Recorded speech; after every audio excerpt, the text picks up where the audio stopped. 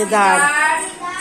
हा, एवढे सगळे काय पक्षी आहेत झाडावर असतात. आणि प्राणी कुठला राहतोय झाडावर? प्राणी कुठला राहतोय? माकड. हा, आता बघा, चिमणीच्या आणि कावळ्याच्या घराला काय म्हणायचं? काय म्हणायचं?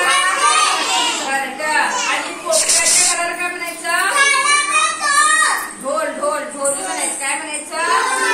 पोपट काय करतोय? झाड असते की तिथं असं गोल आकाराची ढोली तयार करतोय. त्यामुळे पोपटाच्या घराला काय म्हणायचं? ढोली. काय म्हणायचं? कावळ्याच्या आणि चिमणीच्या घराला काय म्हणायचं? घरटं. काय म्हणायचं? घरटं. आणि सिंह आणि वाघ कुठं राहतोय? घोडे. कुठं राहतोय? घोडा कुठं राहतोय? तबेल्या. कुठं राहतोय? काय म्हैस बाई कुठं राहतोय? नाक कुठं राहतोय?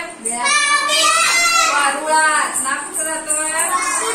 वारुळात. मुंग्यांचं पण काय असतंय? वारुळ. नागोबाचं आणि मुंग्यांचं काय असतंय? वारुळ. आणि साप कुठं राहतोय? बिळात. साप कुठं राहतोय? उंदीर कुठं राहतोय? बिळात. साप आणि उंदीर कुठं राहतोय? बिळात.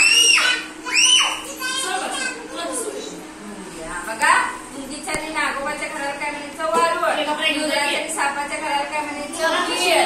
आणि कावळा, चिमणी,